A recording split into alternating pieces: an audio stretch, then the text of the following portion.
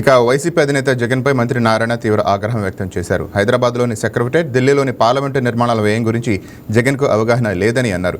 జనం నవ్వుకుంటున్నా మావిగన్ అంటూ సిగ్గు లేకుండా వేలాడుతున్నారని దుయ్యబట్టారు. అమరావతిలో అసెంబ్లీ, హైకోర్టు, ఐకానిక్ టవర్లు, ఆధునిక నివాసాల భవనాల నిర్మాణ పనులు శరవేగంగా జరుగుతున్నాయని తెలిపారు. జూన్ నుంచి దశలవారీగా భవనాలను జేఏడీకి అప్పగిస్తామని నారాయణ తెలిపారు.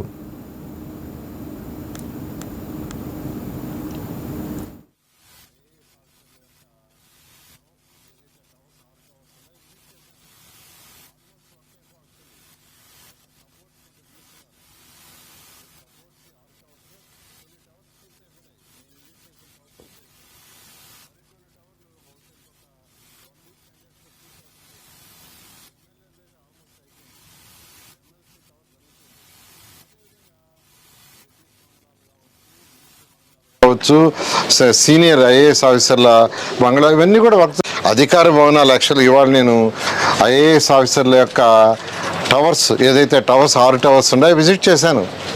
ఆల్మోస్ట్ వర్క్ వచ్చింది. ఒక కబోర్డ్స్ కొంత బిగిస్తున్నారు. ఈ కబోర్డ్స్ 6 టవర్స్లో కొన్ని టవర్స్ పూర్తి అయిపోయినాయి. నేను విజిట్ చేసిన టవర్ పూర్తి అయిపోయింది. మరికొన్ని టవర్లు బహుశా ఇంకొక 1 వీక్ 10 డేస్లో పూర్తి అవుతున్నాయి. ఎమ్మెల్యేలది అయితే ఆల్మోస్ట్ అయిపోయింది. ఎమ్మెల్సీ టవర్ జరుగుతుంది. అదేవిధంగా జడ్జెస్ బంగ్లాలు కావచ్చు, మినిస్టర్ బంగ్లాలు కావచ్చు, సీనియర్ ఐఏఎస్ ఆఫీసర్ల బంగ్లా ఇవన్నీ కూడా వర్క్ జరుగుతాయి. ఎంతో వేగవంతంగా జరుగుతున్నాయి. అయితే ఈ పరిస్థితుల్లో వాళ్ళు ఏం మాట్లాడుతున్నారో తెలియదు.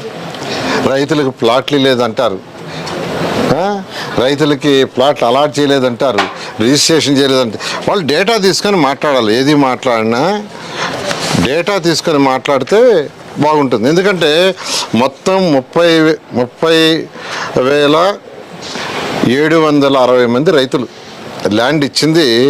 30,760 మంది రైతులు 35,059 ఎకరాలు ఇచ్చారు.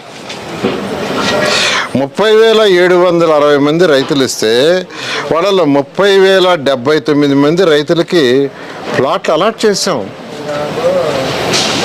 ఎన్ని ఎకరాలు చేసాం?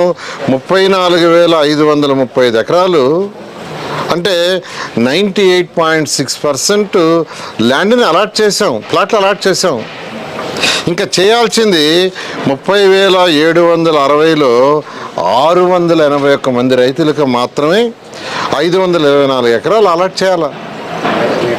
అది కూడా ఎందుకు డిలే అవుతుందంటే కారణం సిఆర్డీ కాదు, ఆ యొక్క ఫ్యామిలీ డిస్ప్యూట్స్ ఉన్నాయి, కోర్టులకు పోయి ఉన్నారు. కొందరు చనిపోతే 9.14 ఇచ్చిన తర్వాత వాళ్ళ వారసులు ఎవరు ఉన్నారో వాళ్ళు సర్టిఫికెట్ ఇవ్వాలా.